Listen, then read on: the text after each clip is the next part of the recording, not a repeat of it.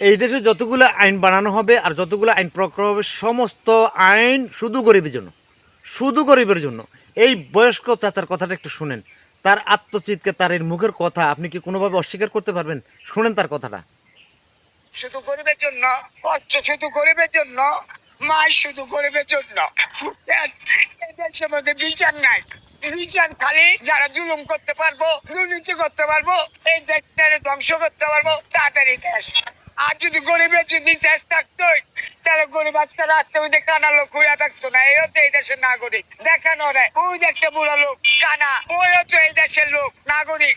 ওই হয়তো বাপের মতন, কার বাবা, কার নালে দাদা, কার নালে নানা, কিন্তু তার অধিকার দিয়ে বঞ্চিত সব তারাই। এই দেশের নাগরিকই বঞ্চিত। রোহিঙ্গাদের দেশ আছে, এই বাংলাদেশের স্থান আছে, বিদেশি সাহায্য আছে। চাকমায়াদের চিটাং যায় দেন, কি সুন্দর সুন্দর একবারে জাপানি ঘর বানায় নিছে, কিন্তু আমাদের দেখেন ঘরও নাই, ব্যাংকের ভিতরে টাকাও নাই। কোন ব্যাংকে রাত্রে থাকি তাও কত নির্যাতন, কিভাবে মারলো আমারে। শুধু গরিবের জন্য, কষ্ট শুধু গরিবের জন্য। কি বুঝলেন? নিশ্চয় কিছু বুঝেছেন।